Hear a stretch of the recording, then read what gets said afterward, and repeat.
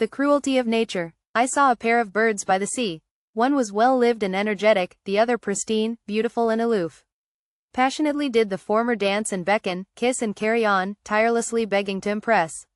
Occasionally the latter would acquiesce and offer a crumb of encouragement, before opening up the distance between them once more, evermore.